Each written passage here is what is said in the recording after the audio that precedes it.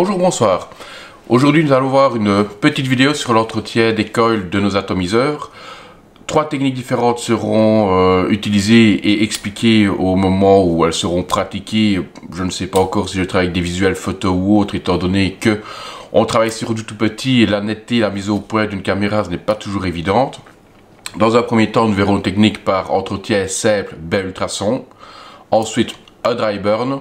Et pour terminer, un dry burn suivi d'un thermoplongé. Donc j'entends par là, on va plonger le coil encore chaud dans de l'eau. J'expliquerai mes points de vue. Tout ce que je dirai n'engagera que moi et personne d'autre.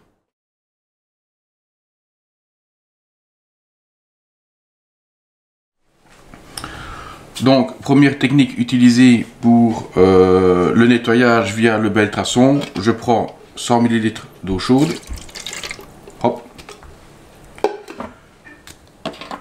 Une cuillère à soupe de bicarbonate de soude qu'on trouve dans tout ce qui est produit pour la cuisine. Et alors, du vinaigre blanc, je mets une et 2 cuillères à soupe. Je prends mes coils qui sont bien dégoûtants.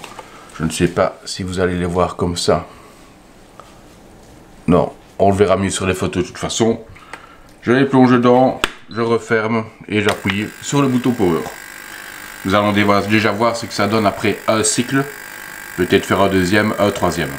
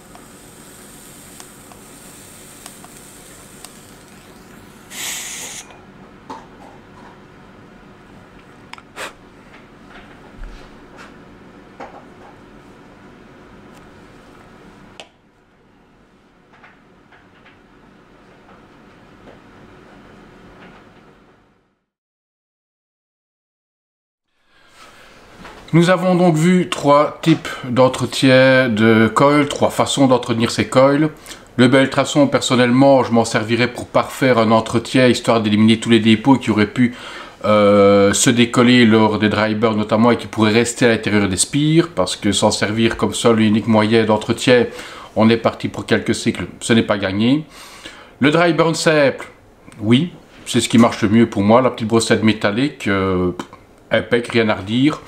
Le choc thermique provoqué par la diminution rapide de température en plongeant le coil chaud dans de l'eau, ça fonctionne également. Les crasses vont sortir. Maintenant, c'est à vous de voir. Personnellement, je ne me promène pas toujours avec un robinet portable sous le bras ou avec une tasse d'eau ou autre. La petite brossette, toujours pratique, même en déplacement, pas de chipotage. Et étant un homme qui suis fréquemment sur le terrain et donc sans eau courante, c'est la seule technique que j'utiliserai. Encore un petit point qui peut être intéressant à soulever, c'est concernant le dry burn sur le fil de type nichrome, le NI80, NI60, donc il y a un peu toutes sortes de types de nichrome disponibles. Pour ou contre, le but n'est pas d'ouvrir un débat, sachant que personnellement, je le fais également sur NI80, mais sans chauffer beaucoup trop fort, sans trop rougir, parce que soi-disant il y aurait des particules qui se détacheraient du métal, de l'alliage, qui pourraient être inhalées, aïe aïe aïe, attention, mauvais pour les poumons. À savoir malgré tout que des ondits, il y en a énormément. Quoi qu'il en soit, quel que soit le métal utilisé, quel que soit le matériel utilisé, il y aura toujours des particules qui voleront, qui disparaîtront et qui seront inhalées, bien évidemment. Dry burn, oui. Combien de fois sur un coil? Je dirais un certain nombre de fois. À partir du moment où vous avez effectué votre dry burn, que vous avez nettoyé votre coil, qu'il reprend sa tête d'origine, son petit côté brillant, il est bon, on l'utilise. À partir du moment et au fur et à mesure des dry burns qui seront réalisés, vous voyez que la couleur commence à rester, reste terne, matifiée. Si vous avez en plus de cela une paire de goûts liés, écoutez, remplacez directement votre coil, ce sera plus simple, surtout vu les prix qui ne sont pas exagérés pour l'usage qu'on peut en faire. D'autres diront, oui d'accord, on s'est trouvé des coils en boîte, 4 ou 8 coils pour un montant de 5-6 €, montage complexe, que ce soit de l'Alien ou autre, et on en trouve également pour des simples paires de 11 à 25 €. Oui, tout à fait. Si je prends un exemple, tout simplement, sans citer de marque, j'ai déjà acquis des coils de Builder NI80, 25 € la paire de coils, oui c'est vrai, ce n'est pas donné, mais X Dry Burn modéré NI80, plus tard, mes coils fonctionnent toujours, je m'en sers toujours, et il faut compter que ce type de coil là, je les tiens en général 4 à 5 mois. Ce qui est déjà énorme, donc faites le rapport 4 à 5 mois sur des coils à 25 € la paire et le calcul 2-3 barres dry burn si tout va bien sur des coils bon marché. C'est à vous de voir, ce n'est pas moi qui vais vous dire ce qu'il faut faire. Il ne me reste plus qu'à vous souhaiter une bonne journée, une bonne soirée, une bonne vape et un petit bonus juste à la fin de cette vidéo. À bientôt.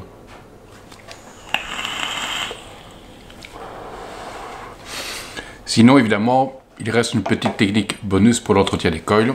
Très simple, je le dépose sur la table.